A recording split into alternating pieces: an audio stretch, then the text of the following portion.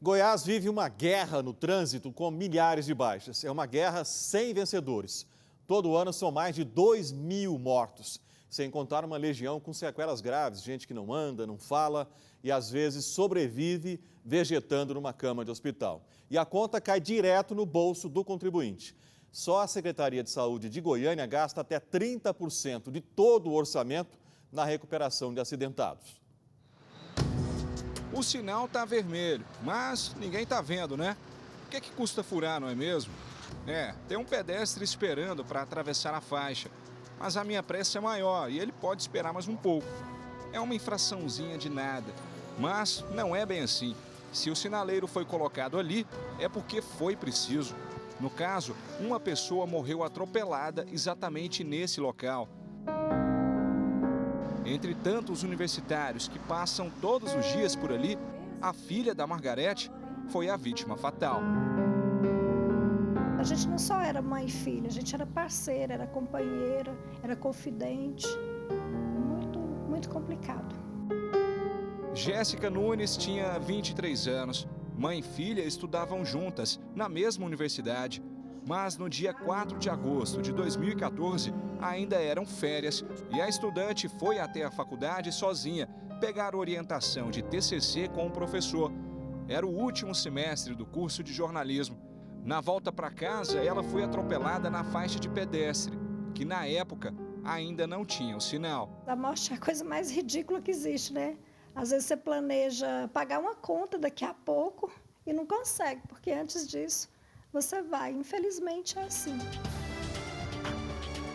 Quem atropelou possivelmente também tinha pressa, como quem continua furando o sinal que foi colocado depois da morte da estudante. Se a ideia era coibir isso, não adiantou. E quem nunca fez uma conversãozinha proibida no trânsito?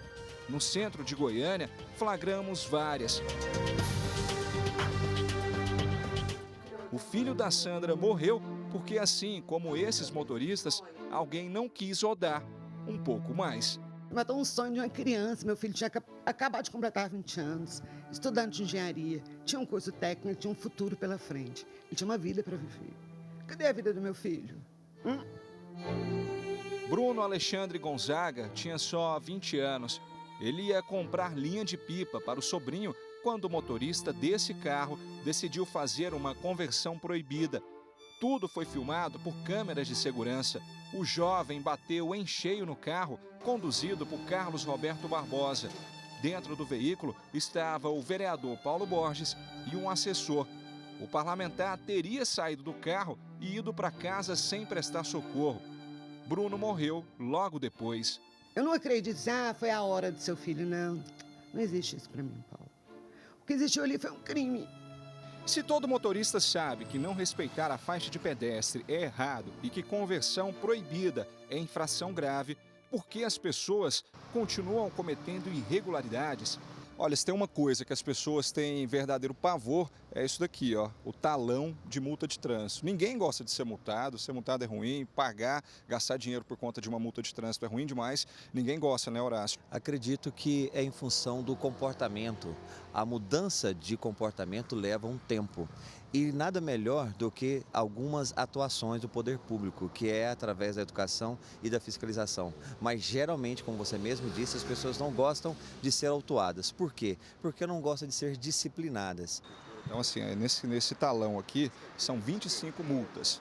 Com quanto tempo dura um desse numa região como essa aqui em Goiânia? Depende, numa região como essa, talvez 10 minutos é o prazo que o agente de trânsito tem para preencher cada auto de infração.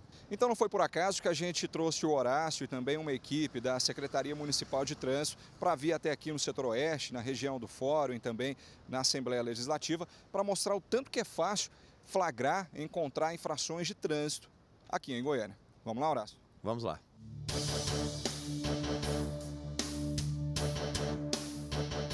E lá vamos nós acompanhar os agentes. E o que vimos é um show de irresponsabilidade. Carro estacionado em lugar proibido, na esquina, ao lado da ilha, na vaga de deficiente físico, na praça, no meio da rua e até na calçada. Observe que é só a fiscalização chegar que o motorista trata logo de voltar a cumprir a lei.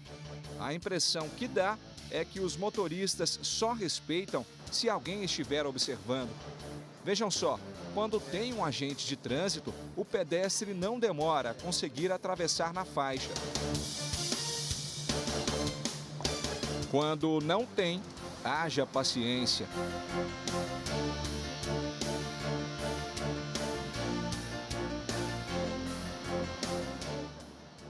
Entre a vida e a multa, o que tem maior valor? É esse o raciocínio que a pessoa tem que fazer. Quando ele comete uma infração, ele tem que mensurar isso. A multa é o menor dano que ele vai ter. Pior é se ele comprometer a mobilidade de alguém quando não levar o outro ou ele mesmo ao óbito. O Brasil é um dos países mais violentos do mundo. De acordo com os últimos dados divulgados pelo Mapa da Violência, em 2014, mais de 100 mil pessoas morreram vítimas de assassinatos e acidentes de trânsito. É uma tragédia comparável aos conflitos mais sangrentos do mundo. Então, como justificar números de guerra num país supostamente pacífico? A violência em nosso país, ela é, de uma certa forma, generalizada. Não poderia ser diferente no trânsito. Então, isso significa que o trânsito, o comportamento das pessoas no trânsito, de certa forma, reflete o comportamento da sociedade. Alguém lembra do Pateta? Um cidadão exemplar que não faz mal para ninguém. O Sr. Walker mora num bairro tranquilo, de pessoas decentes. Ele é o típico homem comum. Considerado um bom cidadão e de inteligência razoável. Mas quando ele entra no carro, aparece a outra personalidade.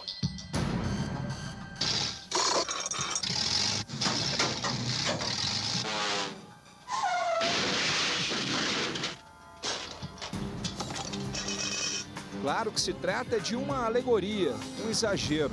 Mas o psicólogo Rosival Lagares lembra que pode ser perfeitamente relacionado com o trânsito real. O carro cria uma falsa ilusão para a pessoa de que ali ela pode extravasar alguns comportamentos que, se ela estivesse frente a frente com outras pessoas, ela não faria isso. O Brasil tem o quarto trânsito mais violento do mundo.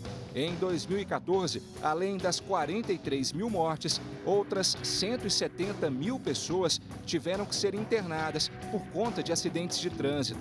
Um gasto de cerca de 50 bilhões de reais, de acordo com o Ministério da Saúde. Em Goiás, foram 2.078 mortes. A Prefeitura diz que entre 20% e 30% do orçamento da saúde em Goiânia é gasto com vítimas do trânsito, que tem um perfil bem definido. São homens, jovens e que usavam motocicleta. Mas então, o que fazer para reduzir esses índices tão cruéis? Para o Detran, a resposta é óbvia: investir em educação. Nós temos formado ainda alguns condutores, ou uma boa parte desses condutores, nós não conseguimos ainda prepará-los ainda para um trânsito mais seguro. E percebemos que o caminho é trabalharmos com as crianças de 4 a 6 anos, depois trabalharmos de uma forma um pouco mais madura com crianças de 9 a 12, 12 a 16, até atingirem a sua idade de 18 anos para poderem tirar a sua carteira de habilitação. No ano passado, o Detran investiu quase 22 milhões de reais em educação para o trânsito. Em 2016, até julho, foram mais de 8 milhões. O Detranzinho é um dos projetos mantidos em Goiás para educar os futuros motoristas. As equipes visitam escolas públicas e particulares em todo o estado, levando educação para o trânsito de uma forma lúdica.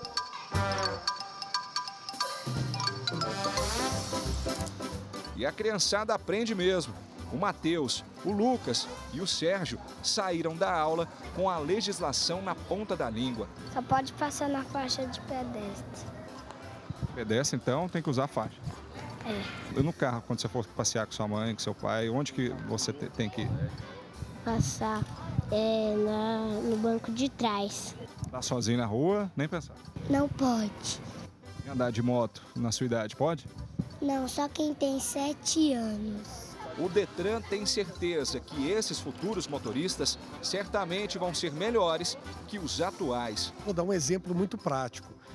Numa aula como essa, que foi uma exposição como essa, foi feita semana passada em uma escola estadual.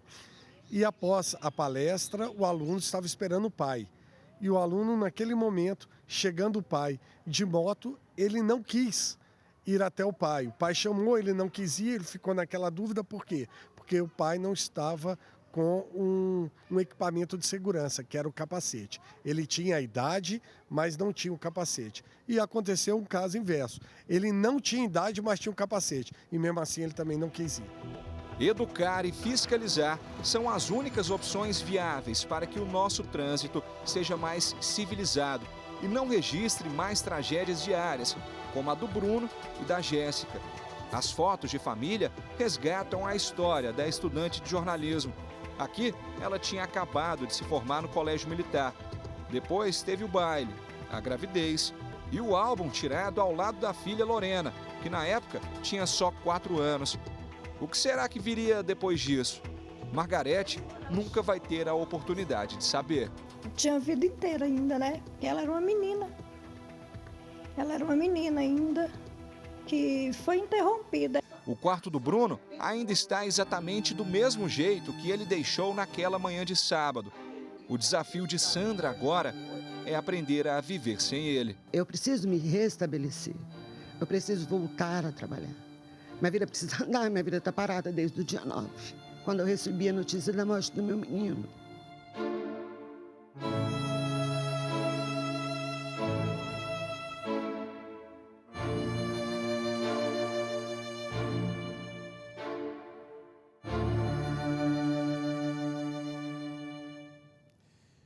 A saída é educar as crianças de hoje, mas punir os marmanjos de hoje também. Uma legislação mais dura, com multas mais altas, mais pesadas. Senão a gente não sai disso não.